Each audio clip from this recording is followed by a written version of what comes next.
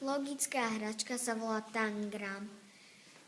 A podstata toho, že musím skladať z geometrických tvarov obrázky. A čo si postavila tu? Postavila som kocku. Moja logická hračka sú pucle a hlavný princíp je je to obrázok roztrianý a musíš ho zložiť späť.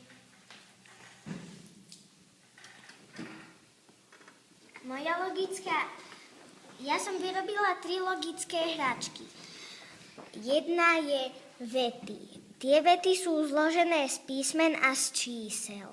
Táto správa vám ukáže, aké neuveriteľné veci dokáže naša myseľ.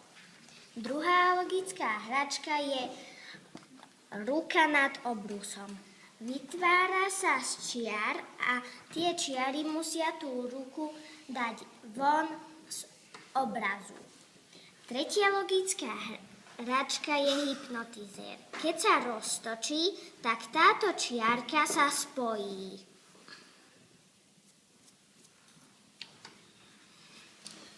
Moja logická hračka je vyrobená z 6 obrázkov a Z akého materiálu? z papiera je vyrobená. A tých 6 obrázkov je čo? Tých 6 obrázkov je postrihaných. Tak vám skús niečo. Teraz dačo poskladám. Krásne. Aj z druhej strany je to? Vždy nevíde. Výborne. Moja logická hračka je kocka, do ktorej sa dávajú tvary a pointou je, že musíš hľadať presne taký istý tvar, ako je urobený. Moja logická hračka je snehuliak, ktorý sa volá Olaf a toho pointou je, že sa točí. Ja som chcel vyrobiť logickú hračku, Ktorá sa volá? ktorá sa volá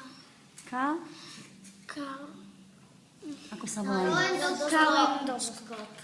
Ale nemohol som, lebo som nemala sklička a nemohol som ju točiť, aby sa menili obrazce. Moja logická hračka je hypnotizér. Pointou je, aby hypnotizoval. Tak ukáž, teraz hypnotizuje.